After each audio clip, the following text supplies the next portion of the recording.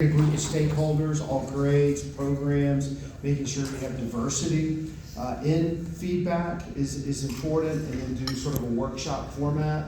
One comment was, well, what if time is of essence? Is there a way, or could there be anything done online where you're going to do a survey?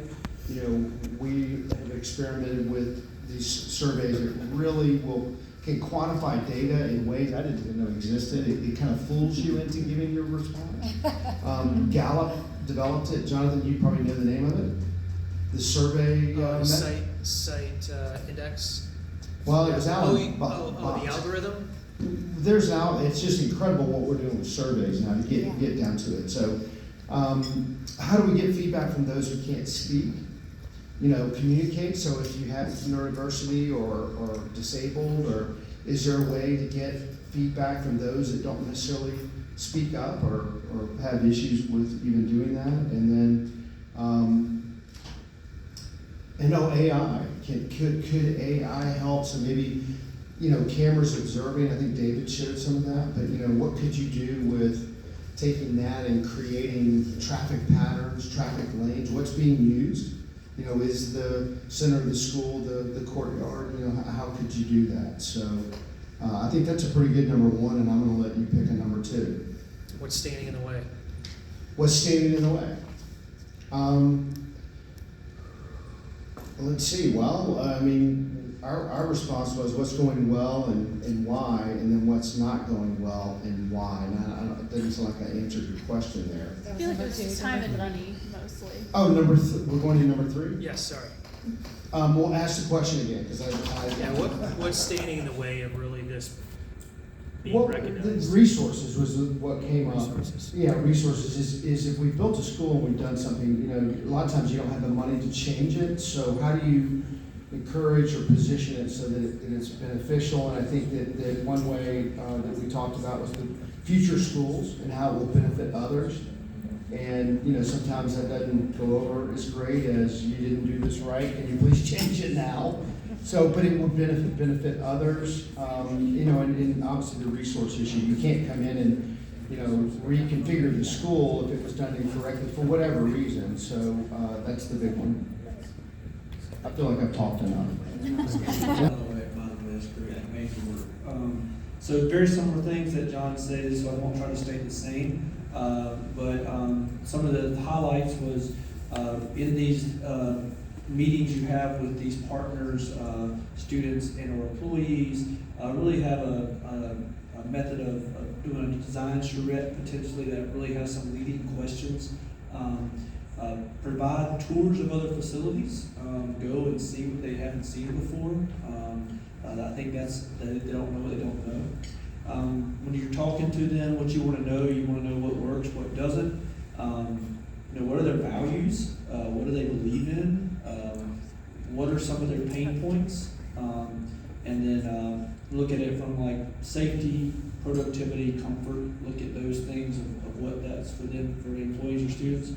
And then some of the barriers is the systems. I think that's something that really stuck out. I know we talked about money and but systems in place, too much change, fear, really the fear of that, and then the lack of what we talked about earlier. There's not that much research and data to show the connectivity between the facilities and the space and what that does to you. And so having more of that will allow more buy-in, et cetera.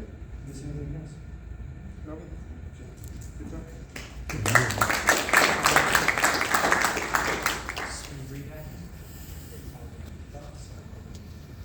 I was just going to go over the part that you said regarding what's keeping you away from changing things, and that's like the structure of the system itself.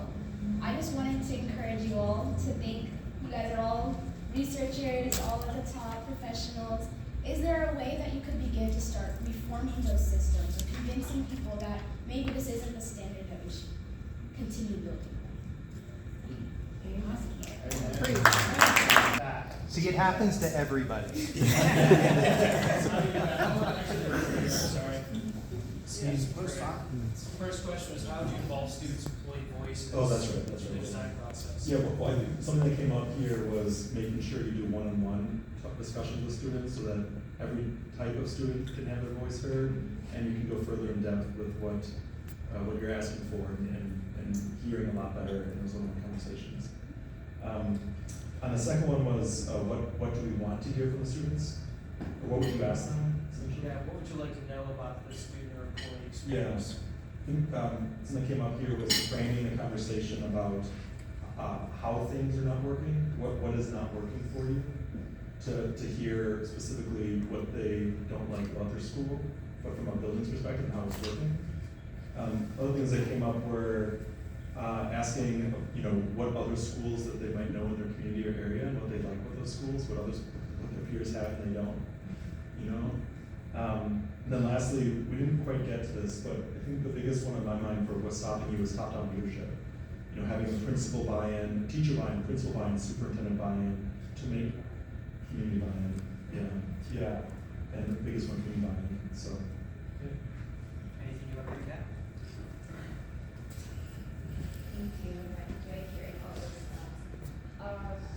Sorry, can you just repeat like the last thing you were talking about?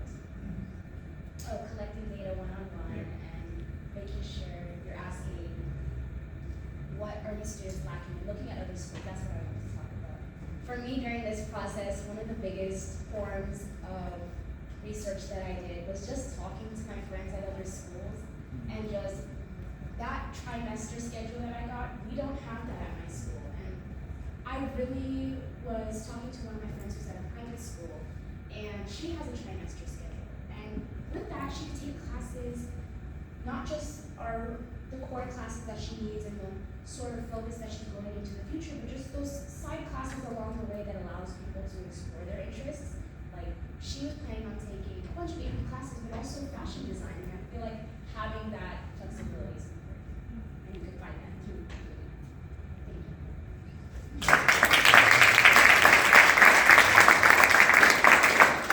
you. Thanks again very John, much. I want to share something with the superintendent. Yeah, go ahead. You want a mic? I don't, you, yeah. So, one of the things that I think, and I really applaud what you've done. I have a young son who's an architect, went through it just as you did, and so I really applaud it. One of the things I want you to think about, and we had this conversation early on, so if you start with that end question, what is the thing that you're most concerned about, kind of what's going to derail this? So the biggest thing that will derail it, frankly, is people's experience of what school should be.